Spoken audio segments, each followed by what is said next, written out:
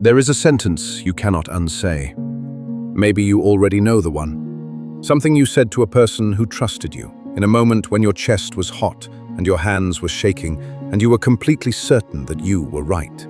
And for about 10 seconds, it felt good. It felt like justice. Then it passed. And you would have given anything to have those 10 seconds back. Almost everyone has one of those. What most people do not know is that the most powerful man in the ancient world had one too, and his cost a human life. His name was Alexander the Great. He conquered the known world before he was 33. He was never once defeated in battle. And one night, at a dinner party, he picked up a spear and killed his closest friend. In the next few minutes, I'm going to walk you through exactly how that happened, because it did not happen the way you think. Then I am going to give you 5 rules the Stoics pulled out of that night that you can use the next time your chest goes hot. The 5th one is the rule Alexander never learned. It is the reason he was dead at 32. We will get there at the end, so stay with me. Chapter 1. The Man Who Could Not Be Beaten. To understand the murder, you have to understand what 10 years of winning does to a person. Alexander took the throne of Macedon at 20 years old. By 25, he had broken the Persian Empire, the largest empire on earth. He marched an army 4,000 miles, farther than any Greek had ever gone, into Egypt, into Babylon, into the mountains of Afghanistan and the river valleys of India. He founded cities and named them after himself, around 20 of them. Somewhere along the way, something shifted in him. In Persia, he began wearing Persian robes. He adopted the Persian court ritual where subjects lower themselves to the floor in front of the king. He began letting people call him the son of a god, not the son of Philip, his actual father, the son of Zeus. His Macedonian officers hated it. These were men who had fought beside him since he was a teenager, men who had bled with him and buried friends for him, and they were now expected to kneel on a floor. Nobody said it out loud, except one man.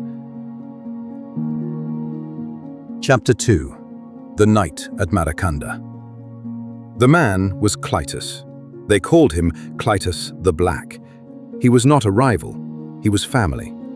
His sister had been Alexander's nurse, the woman who raised him as an infant. And years before, at the Battle of the Granicus, a Persian nobleman had swung an axe at the back of Alexander's head. Cleitus cut the man's arm off before the blow landed. Alexander was alive and had conquered the world because Cleitus happened to be standing behind him on one particular afternoon. Now it is 328 years before Christ, in a town called Maracanda. There is a feast. There is a great deal of wine, and around the table, a group of courtiers begin doing what courtiers do. They flatter the king. They start saying that Alexander's victories were greater than his father Philip's. Someone jokes that the gods themselves could not match him. And Cleitus, drunk, older, and tired of it, snaps. He says Philip's achievements were the greater ones. He says the victories belonged to all of them, to the Macedonians who bled for them, not to one man alone. And then he says the thing he cannot take back. He holds up his hand, the hand that saved Alexander's life, and he shouts, "This hand saved you." The room goes silent. Alexander tells him to stop. Friends grab Cleitus and drag him out of the hall. And here is the part that matters. Here is the part I need you to hold on to. It was over. Cleitus was out of the room. The moment had passed. And then Cleitus came back. He shoved the door open and shouted one more line, a piece of poetry mocking the king. Alexander took a spear from a guard and drove it through his chest. Cleitus, the man whose family raised him, the man who saved his life, died on the floor of a dining room over an argument at dinner.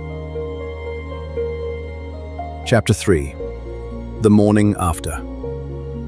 When the rage cleared, and it cleared fast, Alexander understood exactly what he had done. He tried to kill himself with the same spear. His guards stopped him. He dragged the body into his own room. He lay on the floor beside his friend's corpse for 3 days, refusing food and refusing water, calling himself the murderer of his friends, until his officers genuinely feared he would die there. He was the most powerful man alive. He could order 100,000 men to march. He could not order those 60 seconds back. That is the story, and centuries later, when the Stoics wanted to explain what anger actually does to a person, this is the story they reached for. Seneca wrote about it directly, not because Alexander was a monster, but because he was not. He was a man with an enormous amount to lose, who lost it in about a minute. So here are the 5 rules. Rule 1. Anger is not a feeling, it is a temporary madness. Seneca called anger a brief insanity, and he was not being poetic. He meant it almost clinically. Look at what actually happened that night. This is a man of famous strategic genius. He outthought every general who ever faced him. He solved problems nobody else could solve, and for about 60 seconds, all of that intelligence was simply offline, gone. He did something a child would have known not to do. That is the part people miss about anger. It does not make you a worse version of yourself. It temporarily replaces you with someone else. Someone with your body, your voice, your access to everything you care about, and none of your judgment. Which leads to something practical. When you are angry, you are not qualified to make decisions, not because you are a bad person, but because the part of you that makes good decisions has left the building. You would not sign a contract while blackout drunk. Anger is the same impairment with better public relations. Rule 2. Delay is the entire technology. Seneca's actual prescription for anger, the thing he told people to do, is almost insultingly simple. Delay. The greatest remedy for anger, he wrote, is delay. Not suppression, not breathing exercises, not becoming a nicer person. Just put time between the feeling and the action. Because here is what makes anger different from almost every other emotion. It has a shelf life, and it is short. Grief can last years, anxiety can last months. Real rage, the kind that makes your hands shake, usually burns itself out in under 2 minutes if you do not feed it. Alexander had that. The moment had passed. Cleitus was out of the room. If Cleitus had stayed outside for 10 more minutes, he lives, and history is completely different. That is why the rule is, wait 60 seconds before you act. 60 seconds is not a spiritual practice, it is a firewall. It is you refusing to let the temporary version of yourself sign anything permanent. Rule 3. Never make a permanent decision in a temporary state. Every truly irreversible thing Alexander could have done, he did inside 1 minute, not across 10 years of war. In a minute. The modern versions are everywhere. The message you send at 1 in the morning, the resignation email, the thing you say about somebody's parents or their weight or their marriage, the sentence engineered to land that you can never take back out of them. None of those are the anger itself. Those are what the anger builds while nobody is supervising it. So use a filter. Ask one question. Is this reversible? If it is reversible, fine. Be angry, do it, apologize later. If it is not reversible, if it is a message, a resignation, a broken thing, a sentence that will live in someone's head for 20 years, then it does not happen today.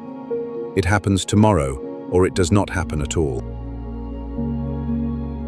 Rule 4. The insult that lands is the one you secretly believe. Now go back to what Cleitus actually said, because this part is genuinely uncomfortable. Cleitus did not lie. That is the whole problem. Every word of it was true.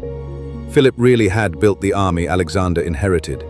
The victories really did belong to the men who bled for them, and that hand really had saved his life. Alexander did not kill him for lying, he killed him for being right. Think about the last time somebody made you truly furious. Not annoyed, furious. If a stranger tells you that you are a terrible piano player and you have never touched a piano, you laugh. It bounces off. It cannot hurt you because it is not true. The words that detonate are the ones that land on something you already suspect about yourself, which makes your anger more useful than a problem. It is information. When something a person says takes the top of your head off, the useful question is not, "How dare they?" It is, "What did they just touch?" Rule 5. And this is the one Alexander never learned. You are not defending your honor, you are defending your image. Alexander had come to believe he was a god, not as a metaphor. He was wearing the robes, accepting the bowing, taking the title. And a god cannot be corrected by a soldier in front of a room full of people. So when Cleitus corrected him, it did not land like criticism. It landed like an existential threat. Because it was one.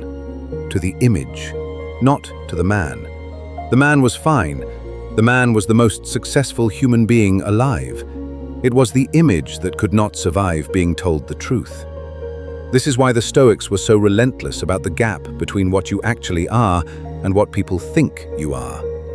Everything you cannot stand to hear is protecting an image, and every image is expensive. Alexander died 4 years after that night, 32 years old, in Babylon, of a fever, after a long night of drinking. He had beaten every enemy who ever met him on a field. The only one he never touched is the one that killed him. So, here is what to do with all of it. The next time you feel it, the heat in the chest, the tightness in the hands, the absolute certainty that you are right and they need to hear it. Do the one thing Alexander could not do. Wait 60 seconds. Do not fix your feelings. Do not try to become a better person by tonight. Just put 60 seconds between the feeling and the action, and let the temporary madness pass before you do anything permanent. That is the whole practice, and it is the difference between a bad evening and something you carry for the rest of your life. The man who conquered the world lost the thing he cared about most in under a minute. You have got 60 seconds. Use them.